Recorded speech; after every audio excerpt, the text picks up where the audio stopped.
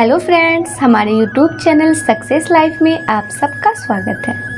आज मैं आप लोगों को बताने वाली हूँ गौतम बुद्ध की ये लोकप्रिय कहानी। बहुत ही ज्ञानवर्धक कहानी है।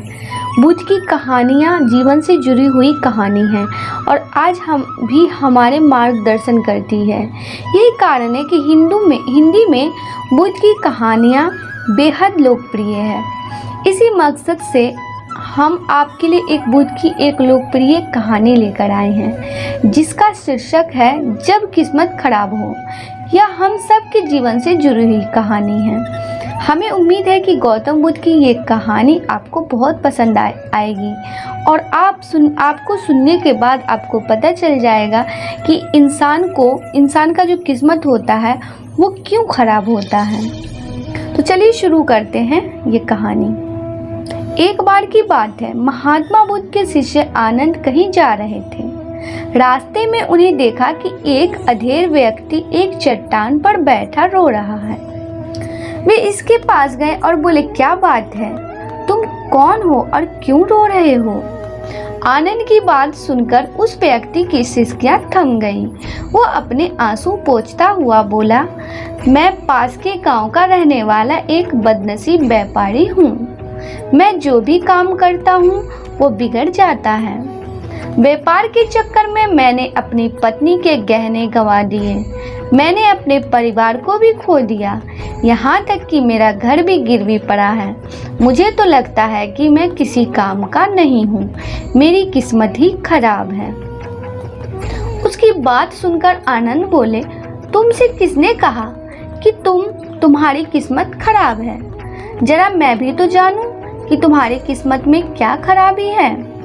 वो व्यक्ति बोला, पहले मैं खेती करता था, पर हर साल उसमें घाटा होता था। कभी सूखा पड़ जाता तो कभी ज्यादा बारिश के कारण फसल बर्बाद हो जाती। इससे परेशान होकर मैं व्यापार करने का निश्चय किया। मैंने पत्नी के गहने बेचकर अपना व्यापार शुरू किया, लेकिन मेरा व्यापार नहीं चला। शुरू में परिवार वालों ने मेरा साथ दिया, लेकिन जैसे जैसे मुझे नुकसान होने लगा, मेरे परिवार वाले भी मुझसे दूर हो गए। मैं ये सब उनके लिए ही कर रहा था, लेकिन अब वे लोग मुझे देखकर नजरें फेर लेते हैं और मुझे ही मेरे परिवार की दुर्दशा का जिम्मेदार ठहराते हैं। उस व्यक्ति ने एक लंबी सी सांस ली और फिर बोला, मेरा एक मित्र है, उसने भी मेरे साथ अपना व्यापार शुरू किया था। उसका व्यापार अच्छा चल रहा है। वह जब भी मेरे घर आता है तो अपनी सफलता की कहानियां सुनाता है। उसकी बातें सुनकर मेरे घर वाले भी कहते हैं कि उसे देखकर और कुछ सीख। हमें तो लगता है कि तेरे बस का कुछ भी नहीं है। उन लोगों की बातें सुनकर अब तो मुझे भी लगने लगा है कि शायद मेरे बस का कुछ भी नहीं है। अब तो मुझे अपना जीवन ही व्यर्थ लगने लगा है। मेरे मन में ख्याल आता है कि अपना जीवन समाप्त कर लूं। मैं यहाँ आया भी इसी इरादे से था, लेकिन हिम्मत नहीं कर पाया, इसलिए यहाँ एकांत में मैं बैठ विलाप कर रहा था। आनंद बोले, ओह, तो ये बात है। वैसे क्या तुम इसके अलावा कुछ और भी कहना चाहते हो? उनकी बात सुनकर वो व्यक्ति बोला, एक और मेरा हर काम खराब हो जाता है। दूसरी ओर मेरा मित्र है जो हर समय मुझे नीचा दिखाने का प्रयत्न करता रहता है। मुझे समझ में ही नहीं आता है कि मैं क्या करूं। आनंद बोले, क्या तुम अपने मित्र की बातें सुनकर दुखी हो जाते हो? जी हाँ, मैं उसकी बातें सुनकर स्वयं दुखी हो जाता हूँ, उस व्यक्ति ने जवाब दिया। आनंद ने पूछा, तुम्हें किस बात का दुख होता है? अपने असफल होने का या फिर मित्र के सफल होने का? उनका सवाल सुनकर वो व्यक्ति एक पल के लिए सोच में पड़ गया।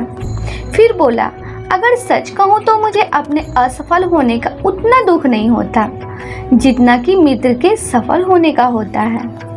अर्थात यदि तुम्हारा मित्र असफल हो जाए तो तुम्हें खुशी होगी? आनंद ने प्रश्न किया। हाँ, वो व्यक्ति बोला, हाँ, मुझे बहुत खुशी होगी। इसका मतलब है कि तुम्हारी खुशी तुम्हारे मित्र पर निर्भर है। आनंद बोले, अगर वो चाहे तो तुम्हें खुश कर सकता है और अगर वो चाहे तो तुम्हें दुखी कर सकता है।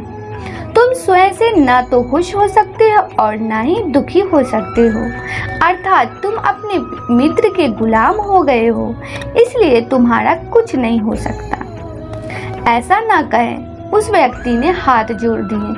आपकी बातें सुनकर मुझे आशा बंध रही है। आनंद बोले, जब हम किसी से आशा बांध लेते हैं तो उस पर निर्भर हो जाते हैं। ऐसे में हमारी खुशी और दुख भी उस पर निर्भर करने लगता है। इससे बेहतर है कि तुम अपने आप से आशा बांधो।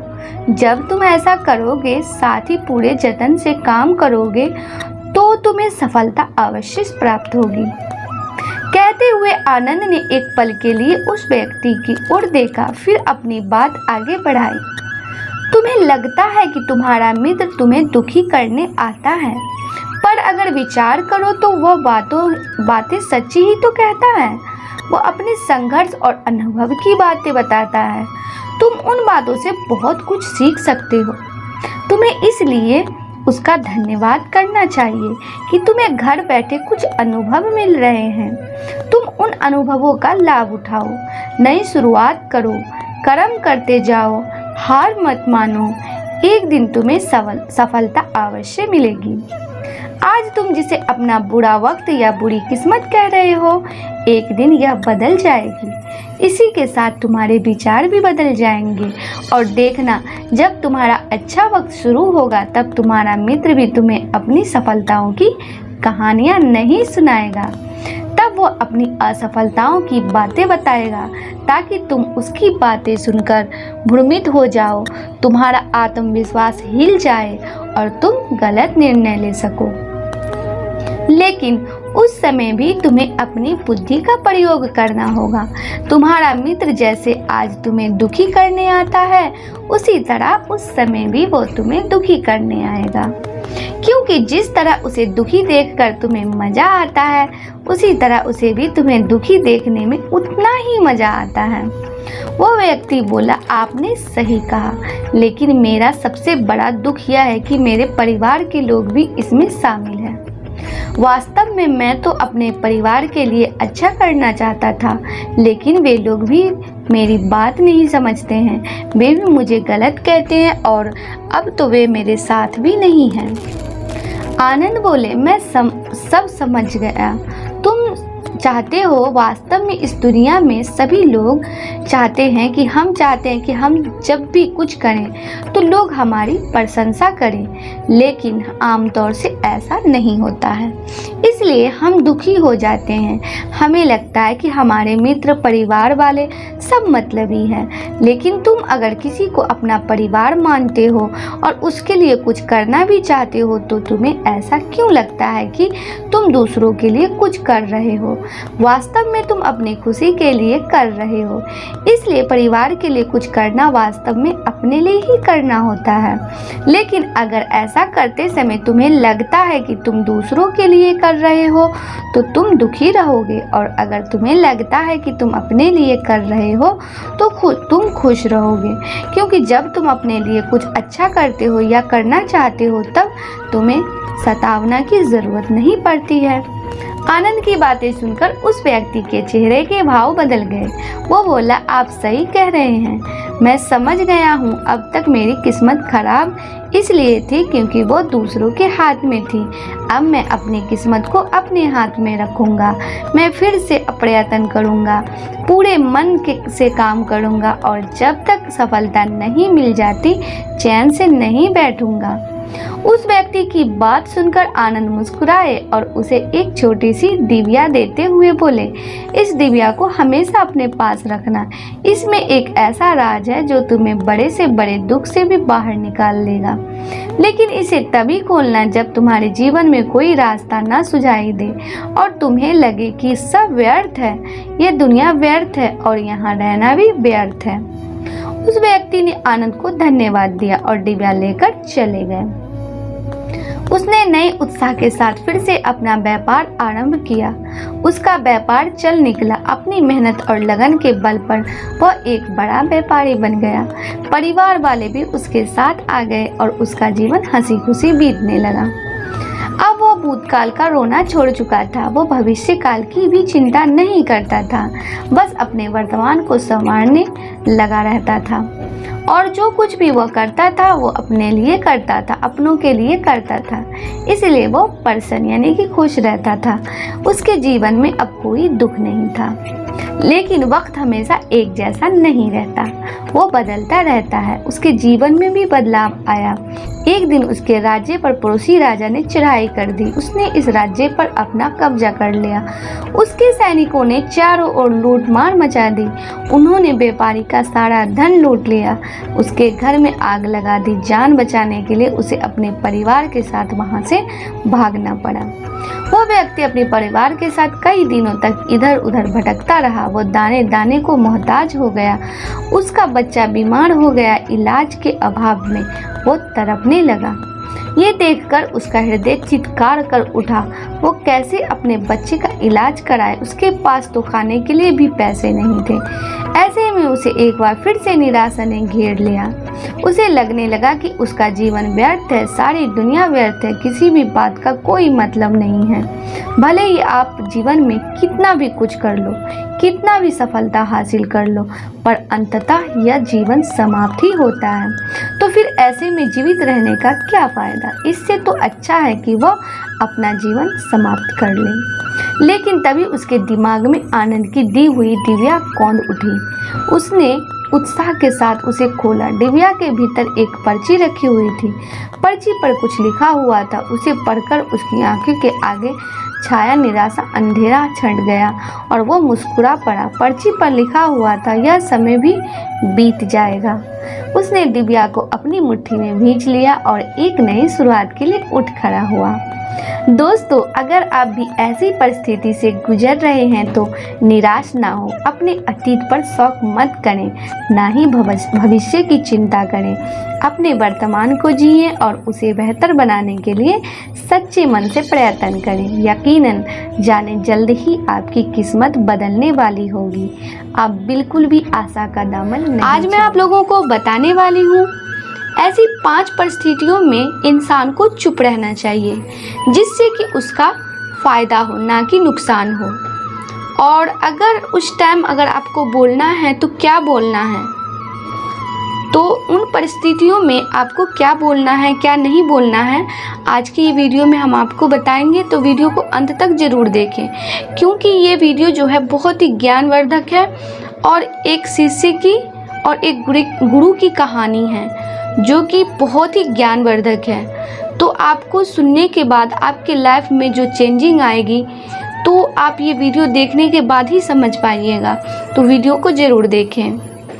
दोस्तों, एक बार की बात है, एक गुरु का एक शिष्य से ज़्यादा बोलने की आदत से परेशान था। वो जब भी किसी से मिलता तो मिलने के बाद अपने मित्रों के सामने उस इंसान के बारे में अपना विचार देना शुरू कर देता था। उससे कोई पूछे या ना पूछे, वो अपने आसपास की लगभग हर चीज़ के बारे में अपनी राय बता देता था। आश्रम में रहने वाले लगभग हर छात्र और शिक्षक के बारे में उसकी अपनी एक सकारात्मक और नकारात्मक राय थी, जिसे वो बिना सोचे समझे लोगों के सामने रख देता था। जब भी आश्रम में रहने वाला कोई दूसरा छात्र अपनी समस्या लेकर उसके पास आता तो वह उसको पूरी बात सुना देता और उसे सलाह देना शुरू कर देता। वो अक्सर अपने मित्रों से कहता रहता, तुम्हें यह काम ऐसे करना चाहिए था, वह काम ऐसे करना चाहिए था। उसको अपने आसपास चीज़ों के बारे में जो भी आधा अधूरा ज्ञान था, उन्हें मित्रों के बीच बोलकर अपने ज्ञान का दिखावा करता रहता था। उसकी इन्हीं हरकतों की वजह से आश्रम का कोई भी छात्र या शिक्षक उसे गंभीरता से नहीं लेता था। अक्सर उसके साथ पढ़ने वाले छात्र उससे दूर रहने की कोशिश करते थे, क्योंकि वो हर बार उन्हें सलाह देने लगता था। कोई भी उसे अपना मित्र बनाना नहीं चाहता था। सब उससे दूर रहने ही पसंद करते थे। अक्सर आश्रम में रहने वाले कई छात्र उसके पीठ के पीछे उसकी इन आदतों की वजह से उसका मजाक बनाते थे। उस लड़के को भी पता था कि उसकी ज्यादा बोलने की आदत की वजह से कोई भी उसे पसंद नहीं करता।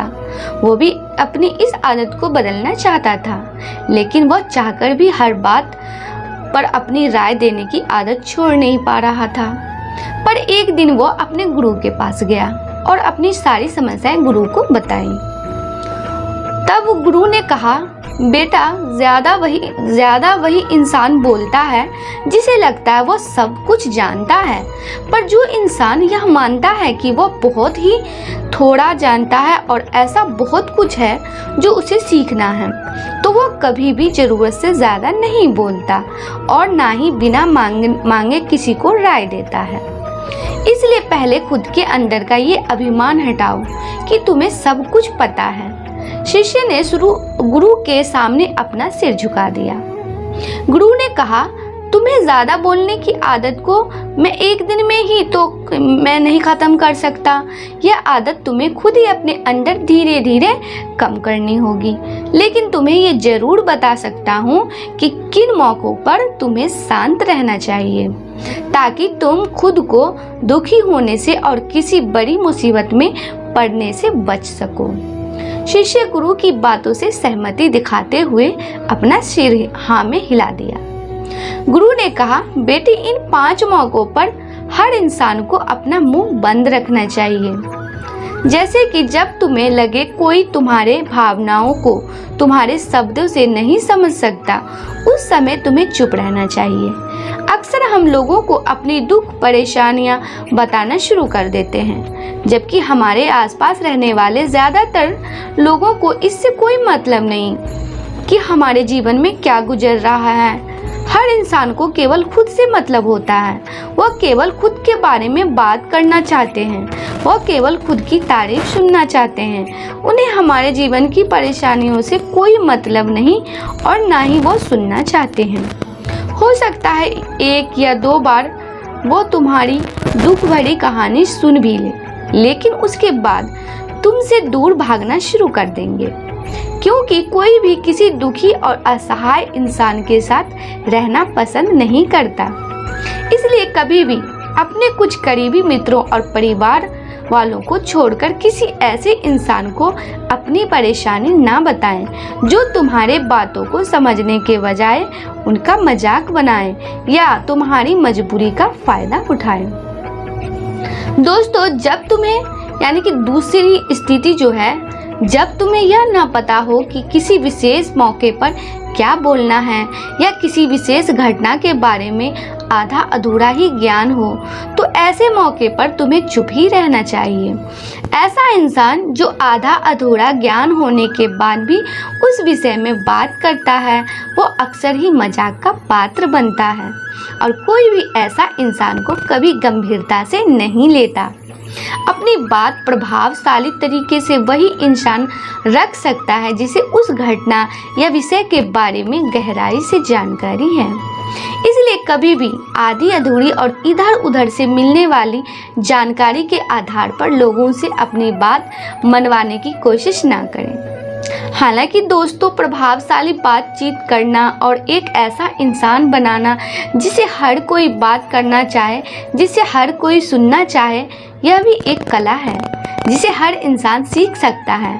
आप भी सीख सकते हैं। तीसरी स्थिति है, गुरु ने कहा, जब कोई इंसान तुम्हारे सामने किसी तीसरे इंसान की बुराई कर रहा हो, तब ऐसी परिस्थिति में तुम्हें चुप रहना चाहिए। तुम्हें कभी भी ऐसी नकारात्मक बातचीत का हिस्सा नहीं बनना चाहिए, क्योंकि आज जो इंसान तुम्हारे सामने किसी तीसरे इंसान की बुराई कर रहा हो, वही कल किसी और के सामने तुम्हारा भी बुराई करेगा। और इस बात की ज़्यादा संभावना है कि आज तुमने अगर उसके हाँ में हाँ मिलाने के लिए तीसरे इंसान की जो बुराई किए हैं, कल रिश्ते ठीक होने पर वो तीसरा इंसान से कहे कि तुमने उसके बारे में क्या क्या कहा था, तब आपकी क्या इज्जत रह जाएगी। विचार कर सकते हैं आप।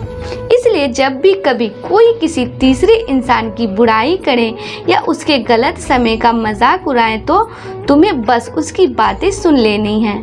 आपको अपनी कोई भी राय वहाँ नहीं रखनी है। दोस्तों, चौथी परिस्थिति जो है, जब कोई तुम्हारे ऊपर गुस्सा करे और तुम्हें अपमानित करने की कोशिश करें, तब ऐसी परिस्थिति में तुम चुप रहकर सामने वाले के गुस्से को कम कर सकते हो और स्थिति को बिगड़ने से बचा सकते हो, क्योंकि क्रोध एक ऐसी मानसिक स्थिति है जो बुद्धि को हर लेती है। इस स्थिति में मनुष्य सोच विचार कर नहीं बोल पाता, जिस वजह से अवैध अपशब्द व कड़वे वचन की मुंह से निकलते हैं।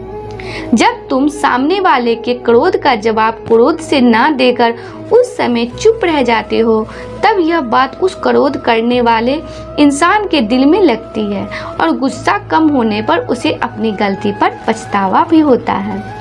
लेकिन तुम्हारा हर परिस्थिति में चुप रहना भी ठीक नहीं है। अगर कोई गलत कर रहा हो तो तुम्हें उसका जवाब भी देना है। हर बार तुम्हारा मौन रहना सामने वाले की गलत हरकतों व उद्दंडताओं को बढ़ावा देने जैसा होगा। दोस्तों, लेकिन कुछ लोग ऐसे होते हैं जिन्हें हमारा चुप रहना उन्हें हमारी कमजोरी प्रतीत होती है। गुस्से के दौरान चुप रहने का यह तरीका केवल परिवार, सगे संबंधी और कुछ निकट मित्रों के लिए सही है, ना कि हर इंसान के लिए। अगर तुम हर जगह चुप रहने लग गए तो इसका गलत फायदा उठाया जा सकता है। लास्ट परिस्थिति, 5वीं परिस्थिति है, जब कोई इंसान अपने जीवन की किसी दुख भरी घटना या परेशानियों से गुजर रहा हो तो तुम्हें चुप रहकर सिर्फ उसके बातों को सुनना है। लेकिन ज़्यादातर लोग ऐसे होते हैं कि किसी ने उनके सामने अपनी समस्या सुनाई नहीं है और उन्हें समाधान देना शुरू कर दिया, जबकि कोई इंसान अपना समझकर ही हमसे अपनी परेशानी साझा कर रहा होता है, ना कि वो आपसे किसी सुझाव की उम्मीद से बता रहा होता है। वो बस ये चाहता है कि हम उसकी पूरी बात ध्यान से सुन लें। जब हम किसी की परेशानी को ध्यान से पूरा सुन लेते हैं तो उस इंसान को एक मानसिक व आत्मिक शांति मिलती है। उसे ऐसा लगता है कि चलो, किसी ने तो मेरी बात को समझा। परेशानी के समय किसी इंसान को सांत्वना देने का सबसे अच्छा तरीका है कि हम बस उस इंसान की पूरी बात को ध्यान से सुन लें। जब हम लोगों की बातों को बिना उन्हें बीच में रोके और बिना किसी सलाह दिए पूरे ध्यान से सुनते हैं तो उनकी नज़रों में हमारे लिए सम्मान और स्नेह का भाव पैदा होता है। इसलिए जब कोई अपनी परेशानी आपसे बताएं, बस उसकी बातों को ध्यान से सुन लेना, और जब तक वह तुमसे सलाह ना मांगे तो उन्हें किसी भी प्रकार की सलाह नहीं देनी है। गुरु ने कहा, मेरी एक बात हमेशा याद रखना, जब तुम कम बोलते हो तो लोग तुम्हें तरफ ज़्यादा आकर्षित होते हैं कि तुम क्या हो और तुम क्या सोचते हो। शिष्य ने हाँ में सिर हिलाया। शिष्य अब गुरु की बातों को समझ चुका था कि किन किन परिस्थितियों में शांत रहना है, यानी कि मौन रहना है। आज मैं आप लोगों को बताने वाली हूँ कि सांप से भी ज़्यादा जहरीले होते हैं ऐसे लोग, उनसे आपको दूरी बना लेनी चाहिए। तो वो कैसे लोग हैं, आज की इस वीडियो में हम आपको बताएंगे, तो वीडियो को अंत तक ज़रूर देखें। पसंद आए वीडियो तो लाइक शेयर ज़रूर करें और चैनल पे अगर आप नए हैं तो चैनल को सब्सक्राइब कर लें। किसी से दोस्ती करते वक्त हमेशा सावधान रहना चाहिए। इस दुनिया में कई लोग मुखौटे पहने घूम रहे हैं। वो आपके सामने कुछ और होते हैं, लेकिन उनकी असलियत आपके कोसों दूर होती है। चाणक्य ने भी मित्रों का चयन करते हुए सावधानी रखने की बात कही है। आचार्य चाणक्य ने व्यक्ति की सांप से तुलना की है। चाणक्य के अनुसार ऐसे लोगों से जल्द दूरी बना लें, नहीं तो आपको हानि पहुंचा सकता है। चाणक्य ने इस श्लोक में एक सांप को दुर्जन व्यक्ति से ज्यादा बेहतर बताया है। आमतौर पर सांप तभी डंक मारता है जब उसे परेशान किया जाए या फिर खतरा आने पर, लेकिन दुष्ट व्यक्ति विष के समान जहरीले होते हैं। मुंह पर कुछ और, पीठ पीछे कुछ और ही होते हैं। ऐसे इंसान ईर्ष्या के परिपूर्ण होते हैं, हर समय मौके की तलाश में रहते हैं और अवसर मिलते ही ये आप पर वार कर सकते हैं। ऐसे लोगों का तुरंत साथ छोड़ देना चाहिए। आचार्य चाणक्य ने इस श्लोक में जहरीले जानवरों की तुलना दुष्ट व्यक्ति से की है। चाणक्य कहते हैं कि धूर्त व्यक्ति और जहरीले जीव में बस इतना फर्क है कि सांप अपने दांत से जहर छोड़ता है, मक्खी का विष उसके सिर में होता है और बिच्छू की पूंछ में जहर होती है, लेकिन एक दुष्ट व्यक्ति का पूरा शरीर और मन विषैला होता है। ऐसे लोग किसी के सगे नहीं होते। ये अपने फायदे के लिए आपको भी मुसीबत में डाल सकता है। आचार्य चाणक्य जी ने जीवन के मूल्यों को समझाने के साथ जीवन से जुड़ी सभी पहलुओं पर वर्णन किया है। चाणक्य ने जहाँ दुर्जन व्यक्ति की तुलना विषैल जीवों से की है, तो वही उन्हें स्त्रियों के लिए पति, आज्ञा, पवित्रता, धर्म को आभूषण बताया है। इस श्लोक में आचार्य चाणक्य ने दुर्जन शख्स की तुलना विषैले जीवों से किया है। इस श्लोक में चाणक्य ने पति, आज्ञा और पवित्रता, धर्म को स्त्रियों का आभूषण कहा है। वे कहते हैं कि जो स्त्री पति की छोटी छोटी आज्ञा का पालन करती है, उसका लोक परलोक सुधर जाता है। इसके विपरीत यदि वो पति की आज्ञा के बिना व्रत, उपवास आदि भी करती है, तो पति की अकाल मृत्यु का कारण बनती है। इसलिए पत्नी को पति की आज्ञा और पवित्रता, धर्म दोनों का यथावत पालन करना चाहिए। यही पत्नी धर्म है। पति सेवा समस्त शुभ कर्मों से बढ़कर होता है। इसी बात को चाणक्य जी ने उपयुक्त श्लोक में स्पष्ट किया है। चाणक्य कहते हैं कि जो स्त्री पवित्रता, धर्म का पालन करते हुए पति सेवा में निरंतर लीन रहती है, उसे दान, व्रत, तीर्थ यात्रा और पवित्र नदियों में स्नान करने की कोई आवश्यकता नहीं होती। वस्तुतः पति सेवा रूपी तप में स्वयं को समर्पित कर वो परम पवित्र हो जाती है। का स्वागत है दोस्तों। आज की इस वीडियो में हम आपको बताएंगे कि मनुष्य का जीवन और मनुष्य की भाग्य कब लिखी जाती है, मनुष्य के भाग्य में क्या क्या होगा, कब होगा, क्यों होगा, ये सब भगवान कब लिखते हैं। इस संसार में जीवन लेने वाले हर जीव की मृत्यु निश्चित है। मृत्यु के बाद मनुष्य के कर्म तय करते हैं कि उसको स्वर्ग की प्राप्ति होगी या फिर नरक भोगना पड़ेगा। जन्म के बाद मनुष्य के साथ जीवन में कई अच्छी और बुरी घटनाएं होती है। अच्छी घटनाओं के लिए मनुष्य अपनी किस्मत की सराहना करता है, तो बुरी घटनाओं के लिए वह अपने भाग्य को कोसता है। अब ऐसे में सवाल मन में आता है कि भाग्य का लेखा जोखा मनुष्य के जन्म के पहले से ही तय होता है या उसके जन्म के बाद निर्धारित होता है। तो चलिए दोस्तों, जानते हैं कि मनुष्य के भाग्य से जुड़ी ये प्रमुख बातें क्या क्या है और कैसे है। दोस्तों, आचार्य चाणक्य ने अपने नीति शास्त्रों में जीवन के संकटों से उभरने के लिए सैकड़ों नीतियों का वर्णन किया है। आचार्य चाणक्य ने बताया है कि किसी भी मनुष्य के भाग्य की 5 चीजें माँ के गर्भ में ही तय हो जाती है, जिसे कोई भी बदल नहीं सकता। आचार्य चाणक्य ने इसे एक श्लोक के द्वारा समझाया है। दोस्तों, आचार्य चाणक्य कहते हैं कि किसी भी जीव की आयु, कर्म, धन, संपत्ति, विद्या और मौत, ये 5 चीजें उसके भाग्य में उसी समय लिख दी जाती है जब वो अपनी माँ के गर्भ में होता है। इन चीजों में जीवन भर कोई बदलाव नहीं आता। जिसकी जितनी उम्र होगी वो उतना ही जीता है।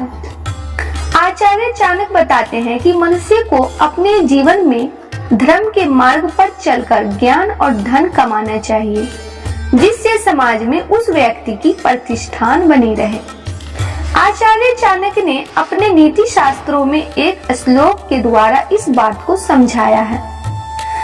दोस्तों, आचार्य चाणक्य कहते हैं कि मनुष्य को अपने जन्म के बाद धर्म, अर्थ, काम और मोक्ष, यह 4 चीजें प्राप्त कर लेनी चाहिए। धर्म के कार्य करते हुए व्यक्ति को धन संपदा प्राप्त करनी चाहिए। उसके बाद विवाह कर अपना गृहस्थी जीवन शुरू करना चाहिए और अंत में मोक्ष की प्राप्ति के लिए भगवान की स्तुति और अच्छे कार्य करने चाहिए। इस प्रकार किसी भी मनुष्य के भाग्य का लेख उसके जन्म के पहले से ही तय हो जाता है। दोस्तों, आज की इस वीडियो में हम आपको बताएंगे गौतम बुद्ध की कहानी। दुख से छुटकारा पाने के लिए गौतम बुद्ध की सीख सभी परेशानियों को दूर करेगी। बुद्ध की अमृतवाणी। दोस्तों, आज मैं आप लोगों को जो बात बताने वाली हूँ, ये बहुत ही प्रेरक है, ज्ञानवर्धक कहानी है। भगवान गौतम बुद्ध की सीख आज भी लोगों के बीच बहुत ही प्रचलित है। इसका कारण है कि गौतम बुद्ध की कहानी, उपदेश और शिक्षा से व्यक्ति को सफल और सुखद जीवन की सीख मिलती है। बौद्ध धर्म के संस्थापक गौतम बुद्ध ने हमेशा ही लोगों को सत्य, अहिंसा और करुणा का भाव सिखाया है। यही कारण है कि सिर्फ भारत ही नहीं बल्कि अन्य कई देशों में भी बुद्ध को मानने वाले हैं। हर व्यक्ति के जीवन की परेशानी का अहम कारण है दुख, लेकिन ये एक ऐसी चीज है जो हर किसी के जीवन में जरूर होती है, क्योंकि सुख दुख जीवन में लगा रहता है। ना ही सदैव सुख का समय स्थिर रहता है और ना ही दुख का, लेकिन जीवन में दुख का होना भला ही किसे पसंद होता है। गौतम बुद्ध कहते हैं कि दुख तब और अधिक तकलीफ देह हो जाती है जब आप इसे खुद पर हावी होने देते हैं, लेकिन दुख को जानने के बाद ही सुख की अनुभूति होती है। दुख से छुटकारा पाने के लिए गौतम बुद्ध 3 उपायों के बारे में बताते हैं, जो कि इस प्रकार है। दोस्तों, जैसे कि दुख क्या है। गौतम बुद्ध कहते हैं कि दुख दूर करने के लिए सबसे पहले ये जानना जरूरी है कि दुख क्या है। संसार में कोई भी ऐसा प्राणी नहीं है जिसके जीवन में दुख ना हो। दुख एक सामान्य स्थिति है, इसलिए दुख को खुद पर कभी हावी नहीं होने देना चाहिए। दुख तभी आपसे दूर रहेगा जब आप खुद को खुश रखने की कोशिश करेंगे। दोस्तों, दुख का कारण क्या है। बुद्ध कहते हैं कि दुख का अहम कारण किसी चीज को प्राप्त करने की तीव्र इच्छा है। इसलिए ऐसे व्यक्ति के जीवन में दुख नहीं है जिसे किसी चीज के लिए तृष्णा नहीं है, इसलिए किसी चीज को लेकर ज्यादा उम्मीद नहीं रखनी चाहिए। दुख दूर करने का क्या उपाय है। गौतम बुद्ध कहते हैं कि दुख दूर करने का क्या उपाय है। दुख तो सभी के जीवन में है। गौतम बुद्ध कहते हैं कि व्यक्ति को यह समझना होगा कि दुख हमेशा के लिए नहीं रहता। इसे दूर करने के उपाय भी हैं। दुख के निवारण को लेकर बुद्ध कहते हैं कि दुख को दूर रखने के लिए व्यक्ति को हमेशा सही मार्ग चुनना चाहिए और सही मार्ग पर चलना चाहिए। इससे उसे कभी दुख नहीं होता है। दोस्तों, गौतम बुद्ध ने बताया खुश रहने का तरीका। अगर आप अपने जीवन को बेहतर तरीके से जीना चाहते हैं तो महात्मा बुद्ध के अनमोल वचन को एक बार जरूर सुने। भले ही उन्हें इस बात को सैकड़ों साल पहले कही हो, लेकिन आज भी उनके विचार आपको सफल इंसान में बनने में सहायता करते हैं। दोस्तों, गौतम बुद्ध कहते हैं अपने जीवन में दूसरों से लड़ाई लड़ने से अच्छा है तुम खुद पर जीत हासिल कर लो। इससे तुम्हें कभी कोई दिक्कत नहीं आएगी, हमेशा जीत तुम्हारी ही रहेगी। अगर तुमने इसे अपना लिया तो तुम्हें कोई पराजित नहीं कर सकता। दोस्तों, गौतम बुद्ध के अनुसार जीवन में 3 चीजें कभी भी आप छुपाकर नहीं रख सकते हैं, वो है सूर्य, चंद्रमा और सत्य। गौतम बुद्ध कहते हैं कि कभी भी आप बुराई से बुराई को खत्म नहीं कर सकते हैं। इसे खत्म करने के लिए आपको प्रेम का सहारा लेना पड़ता है। प्रेम से दुनिया की हर बड़ी चीजों को जीता जा सकता है। दोस्तों, सत्य के मार्ग पर चलने वाला व्यक्ति 2 ही गलतियां कर सकता है, या तो पूरा रास्ता चलेगा या फिर वह चलना ही नहीं शुरू करेगा। भविष्य का बारे में सपने देखकर अभी से मत उलझो और भूतकाल के समय को याद करके पछताने से अच्छा है अपने वर्तमान में खुश रहने का सबसे अच्छा तरीका है कि आप अपने वर्तमान को ही सही ढंग से और खुशी से जिए। ये गौतम बुद्ध का कहना है, ये उनकी सीख है। दोस्तों, जिस तरह से एक जलता हुआ दिया हजारों लोगों को रोशनी देता है, वैसे ही खुशियां बांटने से आपस में प्यार बढ़ता है। खुशियां हमेशा बढ़ती है, कभी कम नहीं होती है। आज के लिए बस इतना ही। दोस्तों, आपको ये वीडियो पसंद आया है तो लाइक करिएगा, दोस्तों को शेयर ज़रूर करिएगा, चैनल को सब्सक्राइब करके बेल आइकन को ज़रूर दबाइएगा ताकि आने वाला वीडियो आपको सबसे पहले मिले। दोस्तों, मिलते हैं अगले वीडियो में। तब तक के लिए goodbye and thanks for watching my video.